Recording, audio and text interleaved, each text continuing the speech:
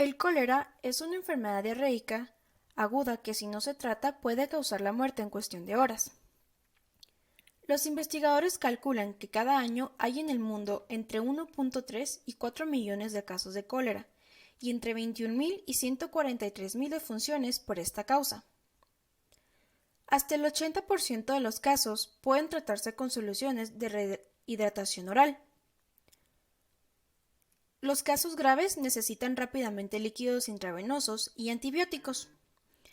El suministro de agua potable y el saneamiento son fundamentales para controlar la transmisión del cólera y de otras enfermedades transmitidas por el agua. Las vacunas anticoléricas orales de seguridad demostrada deben utilizarse junto con las mejoras del agua y el saneamiento para controlar los brotes de cólera y prevenir la enfermedad en zonas de alto riesgo. En 2017 se puso en marcha una estrategia mundial para el control del cólera, con el objetivo de reducir las muertes por la enfermedad en un 90%. Ahora pasaremos a hablar un poco sobre la historia del cólera. Esta epidemia probablemente se inició en Bengalia, entre el río Ganges y Brahmaputra, llegando posteriormente a Calcuta. Desde su aparición en el delta del Ganges, el cólera avanzó de oriente a occidente para extenderse al resto del mundo. En su diseminación inicial, al parecer los ríos le sirvieron de conductos propagadores y sus características fueron la progresión y mudanza del lugar. En su lugar de origen, el cólera cobró en menos de una semana 20.000 vidas. De 1818 a 1820 se disemina hacia el interior del país, hasta estacionarse en 1821. Bangkok, Malasia, Penang y Singapur son infectadas por mar en 1820. También en este año el cólera atacó Indonesia, Filipinas y China, y en 1822 apareció en Japón. Burma y Siam son invadidas por vía terrestre en 1822. La invasión del cólera en Arabia tuvo una relación causal con el asentamiento de fuerzas británicas en 1821, enviadas de la India a Omán y posteriormente a Irán.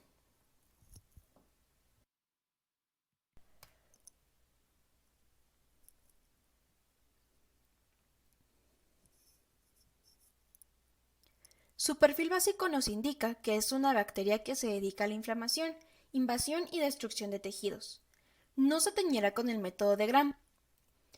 Es un microorganismo anaerobio facultativo, es decir, puede sobrevivir metabólicamente con el uso de oxígeno y sin el uso de este. No puede vivir de manera simbiótica. Nadie en nuestro estado debemos detenerlo, por lo que es un invasor. Es abundante en agua sucia y poco tratada, por lo tanto, la higiene de manos y alimentos debe de ser esencial. Tendrá una transmisión de vía fecal oral. Desde luego, afecta el tracto gastrointestinal, predominantemente el tracto gastrointestinal bajo. En cuanto a sus necesidades de crecimiento, el medio de cultivo le gusta crecer en medios alcalinos.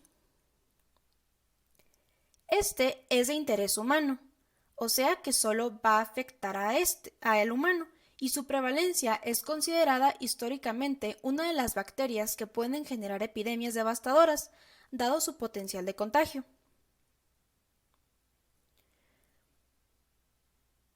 Es considerada una bacteria propia de los países subdesarrollados. Morfológicamente hablando, tiene una forma curva, hablamos de un bacilo curvo. No forma esporas, pero eso no quiere decir que no aguante el ambiente externo. Puede estar en agua y suelo contaminados y ser la vía de contagio.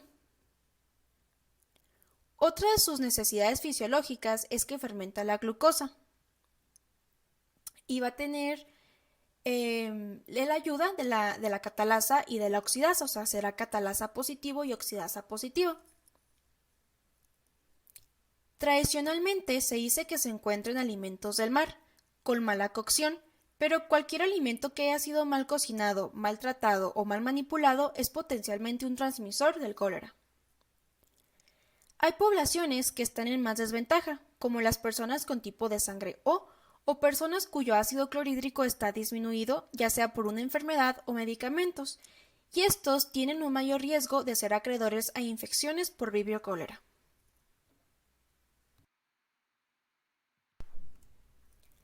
Tiene una pared celular bacteriana formada de peptidoglucano.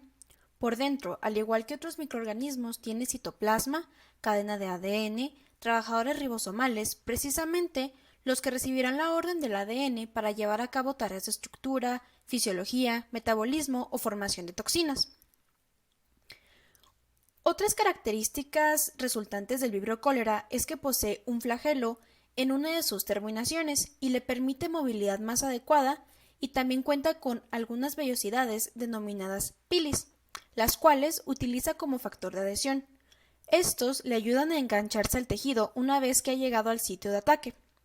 Liberará factores de virulencia que son la enterotoxina, antígeno H, hemolicinas, lipopolisacárido, adhesinas y antígeno O. Burla a la defensa química del cuerpo, que es el ácido clorhídrico, y entonces llega hasta el intestino delgado, donde por medio de sus flagelos le permite la movilidad para poderse instalar en lo que es la capa mucosa del intestino delgado. Una vez llegado ahí, este utiliza sus pilis o vellosidades para aferrarse, para anclarse a la mucosa intestinal, y ya una vez instalado donde nadie lo va a mover, liberar sus factores de virulencia. Tomaremos en cuenta el factor de virulencia más devastador, que es la enterotoxina. Es importante resaltar que el microorganismo no entra a las células intestinales, pero la toxina colérica sí. Dentro del citoplasma del epitelio intestinal genera una ribosilación del adenosintrifosfato, una molécula que permite la activación de la proteína G. La sobreexpresión de esta molécula proteica va a dar pie a la activación de una tercera molécula denominada adenilato ciclasa, y la activación permanente de esta permitirá la activación del AMP cíclico. Esta cascada de activación molecular intracelular va a llevar a cabo que se abran canales de cloro y que este ion salga a la luz intestinal.